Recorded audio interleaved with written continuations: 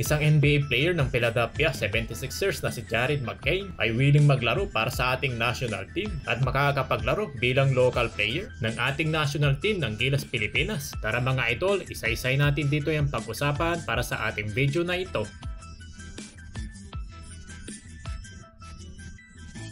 Hindi na naman dito nabigo ang defending champion na Australian Boomers na nakuha ang kampyonato this FIBA Asia Cup Championship. Kaya naman sa susunod na kabanata ay hopeful pa rin tayo na makakabawi nga ang ating Gilas Pilipinas na tayo rin ay tanghalin na bilang kampyonato, hindi ba? Pero may isang bagay pa rin naman tayo na dapat natin ditong ikatuwa para na nga sa ating national team. Wala nang iba kundi yung pagkakaanunsyo ang ating 6'10" na Gilas bigman na si Quintin Meliora Brown. Ngayon ay officially na siya ditong local player ng ating Gilas Pilipinas. Ay gumawa talaga dito ng paraan yung kanyang kampo ni QMB sa kagustuhan na nga niya makapaglaro sa ating national team. So definitely, pinago nga dito ng FIBA ang kanilang unang desisyon, yung ngay naturalized to local player. Pero bukod na nga dito kay QMB, na isa pa sa mga magbibigay dito ng iba yung pag-asa para mas lumakas pa nga ang ating pambansang kupunan. Sa mga henerasyon pa ng ating sasapakan, ay marami pa pala tayong bagay na maaasahan. Katulad ng isang batang to ng Philadelphia 76ers, ang 16 overall pick ng 2024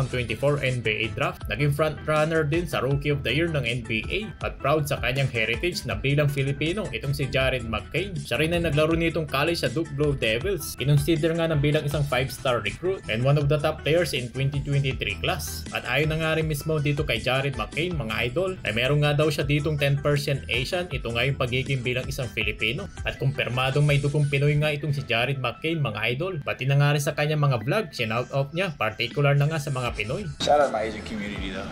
So what? Shout out my Asian community. Do you think Jared's Asian, Bona? Whoa, what's he? Filipino. Oh, Filipino. Yeah. You didn't know that? I mean, only like probably 10%, but that counts, right? Ilang beses na nga rin niya nababanggit dito ni Jared McCain mga idol sa kanyang mga vlog na proud nga siya dito sa kanyang pagiging Filipino descent. Although hindi naman siya homegrown Filipino, pero at least proud sa kanyang heritage. At ang maganda pa dito mga idol ay may potential na makapaglaro as a local player sa future ng ating Gilas Pilipinas. His Filipino roots could make him eligible to represent the Philippines in international basketball competitions. Malaking bagay rin dito ang kanyang pagiging guard sa NBA. Yung kanyang assist at mga hustle plays, walang takot sumalaksak sa ilalim, may shooting rin ito sa perimeter, na bagay na isang scorer sa ating Gilas na magpapahirap sa mga international teams. Mahasa pa itong si Jared McCain sa NBA ng kanyang talento na magagamit sa ating national team, na kung saan ay pasok naman sa lahat ng aspeto, na bagay naman ditong tumugma sa magiging vision para kay Jared McCain dahil willing siyang irepresenta ang ating bansa. Ang 21 years old pa lamang ng NBA player, kaya kung makapasok ito sa programa ng Gilas ay matagal-tagal natin itong mapapakinabangan. At the same time, sasabay ito sa mga core na ating Gilas players. Katulad na lang dito ni Kai Soto, AJ Edu, Kevin Cambao at si Carl Tamayo. Bagay na magbibigay ng ibaing lakas sa ating pambansang kupunan.